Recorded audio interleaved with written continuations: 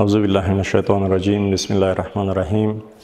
الحمد لله رب العالمین والعاقبة للمتقین والصلاة والسلام علی رسوله محمد وعلى آله واصحابه اجمعین. درنو محترمو لیدونکو اوریدونکو د 1403 کال د 12 ټولګیو فارغانو السلام علیکم ورحمت الله وبرکاتو. نن تاسو ته د ازموینو ملي ادارې لخوا د علمي او تخنیکی ټیم لخوا چې کوم د عمومي کانکور یوه لارښود آماده شوی هغه تاسو ته تشریح کیږي ترڅو د ازموینو په جریان کې تاسو د تخنیکی مشکلاتو سره مخ نشئ او وکولای شئ یو ښه او مناسب او سمه ازموینه ترسره کړئ او خپل اړوندو او د خوښیو رشتو او پوهنتونو ته کامیاب شئ. راځو خپل پریزنټیشن ته یا د کانکور هغه د پوهاوي لارښود یا رهنمود ته دلته اول خپله د کانکور ازموینه شی ده. لکه څرنګه چې تاسو ته بهتره معلومه ده د کانکور ازموینه یوه ډله ییزه ازموینه ده چې هر کال د افغانستان په ټولو ولایاتو کې د ټولو 12م صنف د فارغینو څخه د امتحاناتو ملي اداره یا د ازموینو ملي ادارې لخوا په ډیر منظم او شفافه توګه اخیستل کیږي. البته دا یو رقابتي پروسه ده چې ترڅو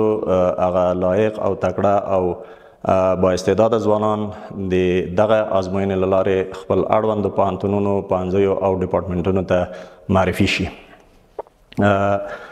هر ګډونوال یا هر فارغ چې د 12م صنف نه فارغ وي د لوړ زده کړو وزارت او د ازموینو ملي ادارې د اصولو مقرراتو له مخې په عمومي کانکورو کې 3 ځله کولی شي د اشتراک وکړي یعنې 3 ځله امتحان ورکړي. بر علاوه له دې نه هر هغه ګډونوال یا هر هغه فارغ چې د 12م صنف نه فارغ وي په ازموینه کې اشتراک کوي یا ګډون کوي اړوند رشتې ته کامیابیږي. وروسته له هغه نه غواړي چې دغه اړونده یا مربوطه رشتې ته دوام ورکړي دی باید د راتلونکي کال د امتحان لپاره د مربوطه پوهنتون یا پوهنځی یا ډپارټمنټ خپله منفقي ترلاسه کړي او د ازموینو ملي ادارې سره شریک کړي ترڅو دی په راتلونکي امتحانو کې اشتراک وکړي. کله چې زموږ ورونه د 12م صنف فارغین خپله د خوښې رشتې ته یا پوهنځیو پوهنتونو ته کامیابیږي د کامیابیدو نه وروسته د 20 کاري ورځو په جریان کې دی باید خپل مربوطه پوهنتون ته مراجعه وکړي او هلته نوملیکنه یا ثبت نام وکړي. که چیرې د 20 ورځو په جریان کې دی نوملیکنه یا ثبت نام په خپل مربوطه پوهنتون یا ډپارټمنټ کې ونه کړي دی د مربوطه پوهنتون یا ډپارټمنټ نه منفقیږي او منفقي د لوړ زده کړو وزارت له طریقه د ازموینو ملي ادارې سره شریکیږي. د ازموینو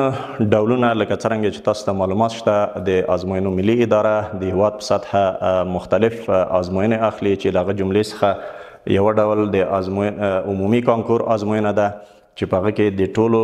12م صنف فارغان یا فارغین په هغه کې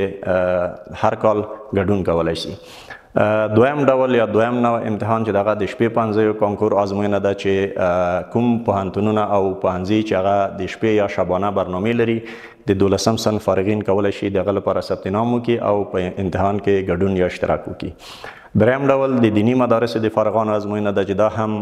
د هیواد په سطحه د عمومي کانکور ازموینو سره یو ځای د دیني مدرسو هغه فارغان چې هغه د 12م صنف نه فارغ وي او دیني زده کړې کړی وي د هغو څخه د ثبت نام او اداري ته مراحل نه وروسته ازموینه اخیستل کیږي. څلورم ډول ازموینه چې د ازموینو ملي اداره اخلي هغه د 14 پاسانو ازموینه ده چې هغه ته اختصاصي ازموینه هم وایي یا د 14 پاسانو ازموینه. هغه ورونه چې هغوی د 12م د فراغت نه وروسته په نیمه لوړو زده کړو مؤسسو کې یا په 2 کلن انسټیټیوټ کې 2 کاله درس ویلی وي وروسته له هغه نه غواړي چې 2 کاله نور په مربوطه پوهنتون کې هغه مربوطه رشته ووایي د یو ازموینې د ورکړې له طریقه چې هغه ته اختصاصي ازموینه یا 14 پاس وایي د ده له لارې فورم ډکوي د مربوطه پوهنتون لخوا ثبت نام کیږي وروسته د ازموینو ملي ادارې لخوا د هغه د رشتې مطابق امتحان اخیستل کیږي. کله چې په امتحان کې کامیاب یا بریالي شو بیا هغه مربوطه رشته پوهنتون ته معرفي کیږي. دا د ازموینې هغه ډولونه وه. د عمومي کانکور د ازموینو لپاره هغه کوم مراحل چې دي یا هغه پړاوونه چې دي هغه مختصرا غواړم تاسو ته تشریح کړم. تر ټولو اوله مرحله چې ده چې باید شخص د 12م صنف نه فارغ وي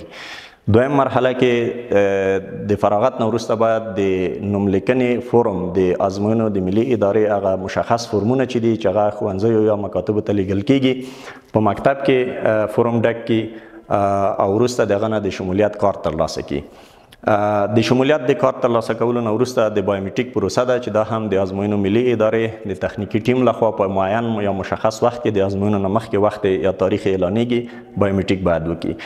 د بایومیټریک نه وروسته چې کله د امتحان دقیق تاریخ نیټه او ځای مشخص شو هلته په مشخص او په معین وخت باید امتحان ته شي حاضر شي.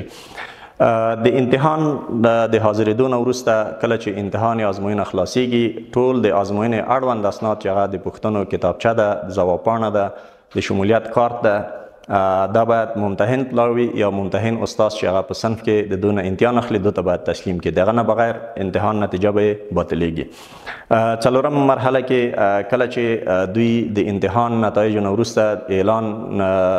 نتایج اعلان شي او دوی بریالي کیږي د نوملیکنې پروسه ده چې دوی باید په اړوندو پوهنتونونو کې د تقسیم اوقات سره سم هغه ترسره کړي.